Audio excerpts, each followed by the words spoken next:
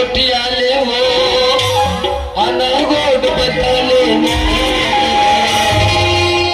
अरे ये सगा समझे अन में मिला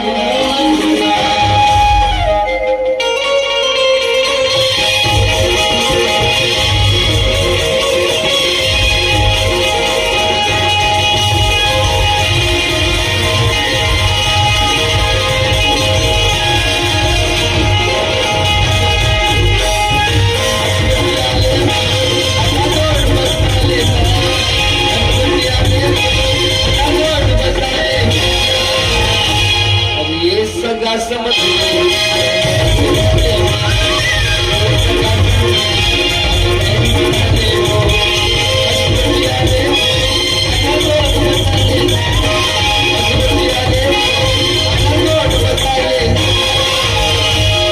ये सगा समझ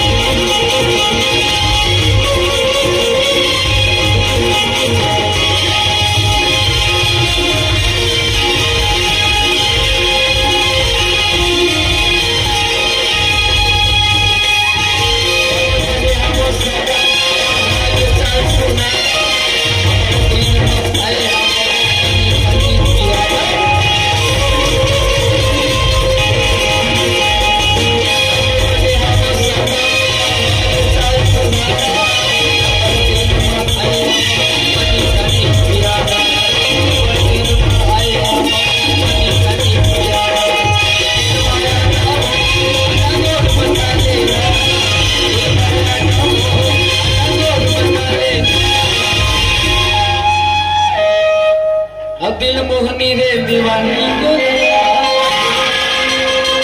पैसा बना के ते छोड़े बोला और कैसे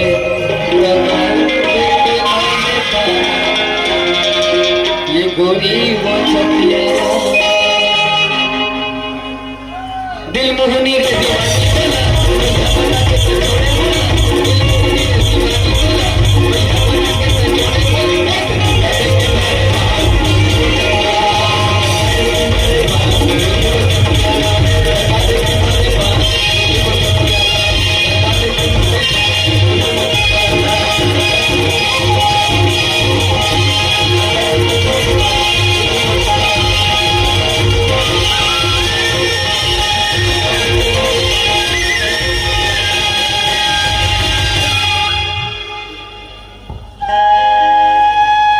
आप सब